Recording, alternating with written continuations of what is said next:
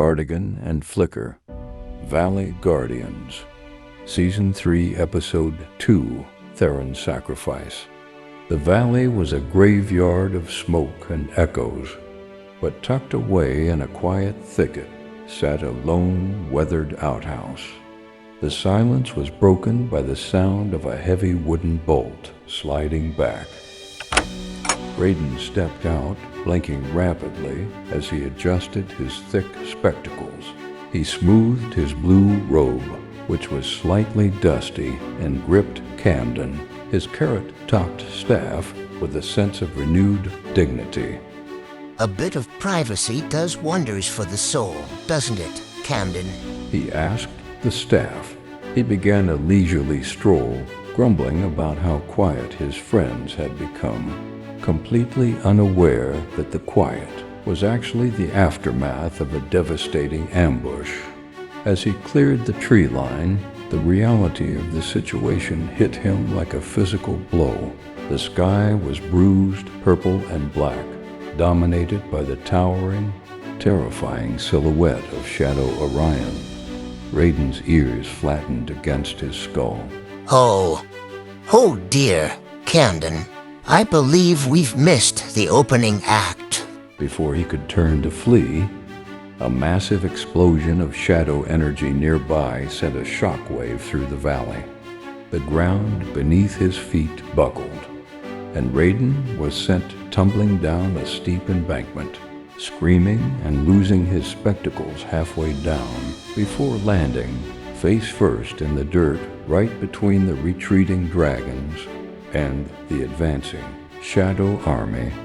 Raiden scrambled to find his glasses, his hands hitting his staff instead. He accidentally cast a spell by grabbing near the carrot top, and a frantic burst of orange light shot into the sky, high above. The clouds condensed, and suddenly, to the bewilderment of both friend and foe, hundreds of massive, iron-hard parsnips began raining down. One struck a Shadow Minion square in the helmet with a loud clunk, sending the creature reeling.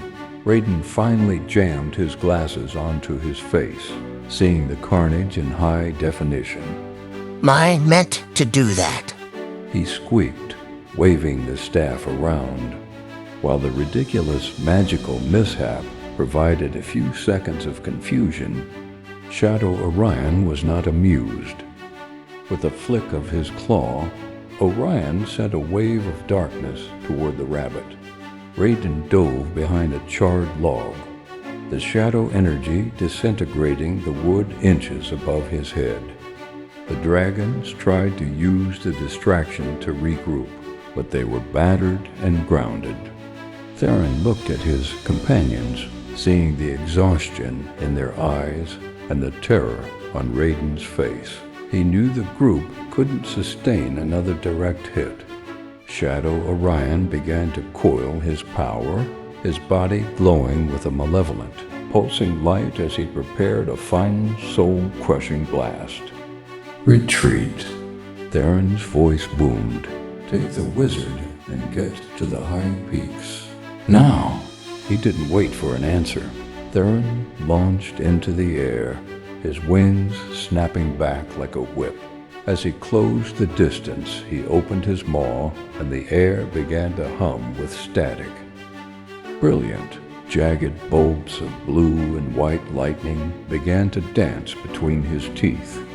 With a roar, he unleashed a massive stream of pure electricity directly at Shadow Orion's chest. For a moment, the lightning illuminated the entire valley, pushing back the gloom. But as the stream hit Shadow Orion, the shadow didn't shatter. It began to grow. The darkness moved like a liquid, crawling up the beam of lightning toward Theron's mouth. Theron pushed harder, his eyes glowing with electrical intensity.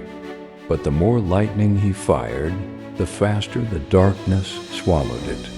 The shadows began to eat the light, turning the brilliant blue bolts into a dull, muffled gray until the electricity was snuffed out entirely inside Theron's throat. The shadows, fueled by the energy they had just consumed, exploded outward, wrapping around Theron's neck and wings like obsidian chains. He let out one muffled, crackling cry before he was pulled into a crushing black vortex. The lightning that once lived inside him flickered one last time behind his scales and then went dark. On the ground, Shadow Orion watched with a cruel grin as the vortex settled. What emerged was no longer Theron.